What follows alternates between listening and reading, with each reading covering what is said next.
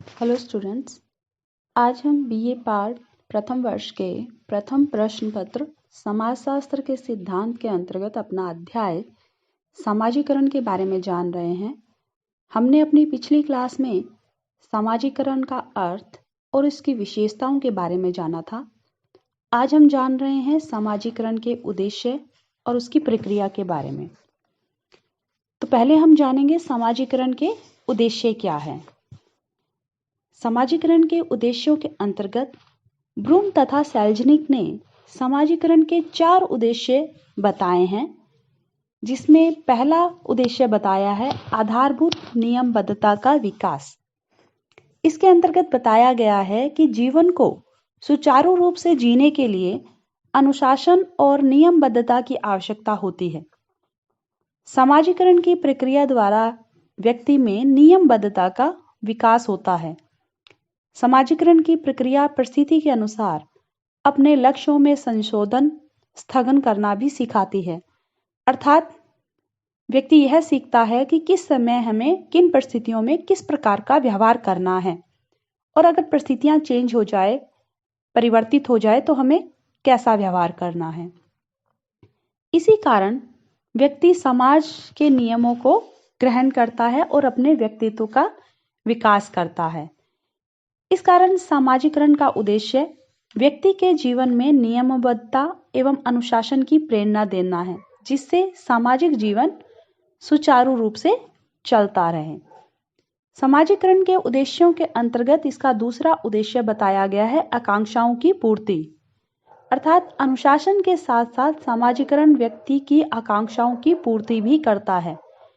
अनुशासन और आकांक्षाओं की पूर्ति परस्पर संबंधित होती है। अनुशासन ही आकांक्षाओं की पूर्ति में सहायक होता है।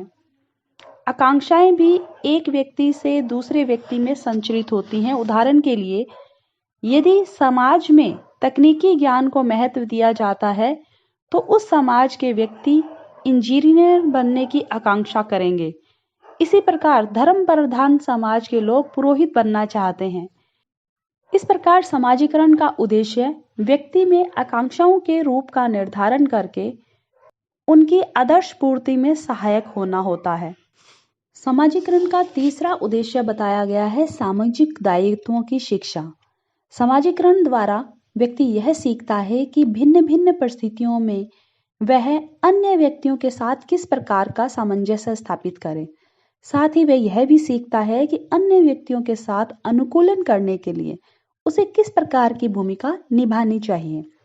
भूमिका ही यह निश्चित करती है कि उसमें किस प्रकार के विचार, मनोवृत्तियां, गुण आदि होने चाहिए।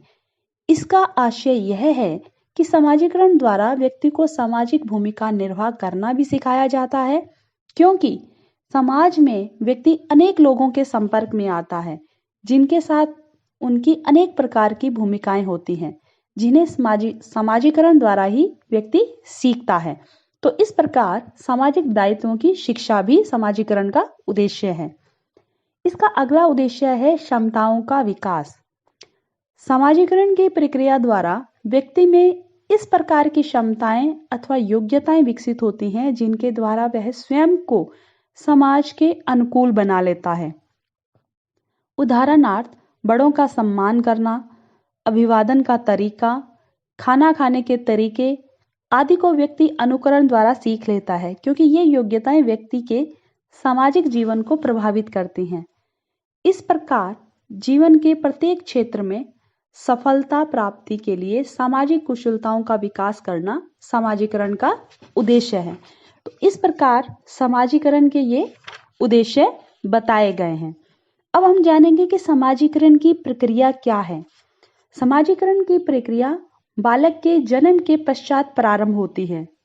जन्म के समय बच्चा न तो सामाजिक होता है और न ही समाज विरोधी, बल्कि वह केवल जैविकीय प्राणी मात्र होता है। अर्थात जन्म के समय उसमें कई प्रकार की क्षमताएं होती हैं जो उसे सामाजिक मानव बना सकती हैं। इन्हीं क्षमताओं के कारण वह व्यक्तित्व का विकास कर पाता है। टार्कल पार्सन्स का कहना है कि बच्चा उस पत्थर के समान होता है जिसे जन्म के समय सामाजिक तालाब में फेंक दिया जाता है और वहां रहकर वह अपना समाजीकरण करता है और समाज का सदस्य बन जाता है। अब हम जानेंगे कि प्याजे के अनुसार समाजीकरण की प्रक्रिया क्या है।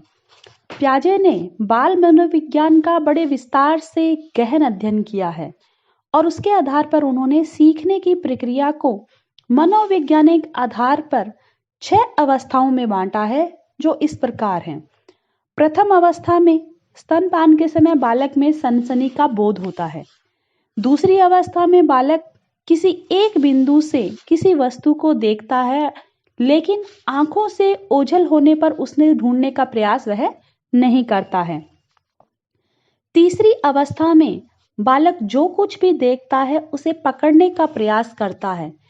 यह अवस्था लगभग 3 से 6 माह के बीच की होती है, जब बच्चा ज्ञानेंद्रियों से प्राप्त सूचनाओं को समायोजित करने लगता है, जैसे भूख लगने पर बोतल को मुंह में लेना, किसी वस्तु के सामने आ जाने पर उस स्थान पर दृष्टि रखना तथा कुछ उसकी पहुंच में है तो उसे पकड़ने की कोशिश करना आदि कार्य बच्चे द्वारा इस उम्र में किए जाते हैं।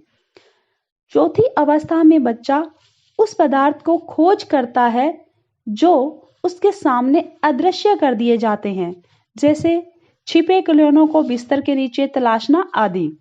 यह अवस्था जो होती है वह 9 से 10 माह के बीच की होती है। पांचवी अवस्था में बालक स्थान परिवर्तन के क्रम को भी समझने की कोशिश करता है। यह अवस्था 12 से 18 माह के बीच की बताई गई है। इसी प्रकार छठी अवस्था में बालक पदार्थ का चित्रण करता है और उसकी अनुपस्थिति में भी उसके विषय में कल्पना कर लेता है। प्याजे के अनुसार यह अवस्था 15 से 19 माह के बीच की होती है। तो इस प्रकार स्टूडेंट्स, आज हमने समाजीकरण के उद्देश्यों और समाजीकरण की प्रक्रिया के अंतर्गत प्याजे के क्या विचार हैं उनके बारे में जाना। आज की क्लास में हम यहीं तक पढ़ेंगे। कल की क्लास में हम समाजीकरण के सोपान के बारे में जानेंगे।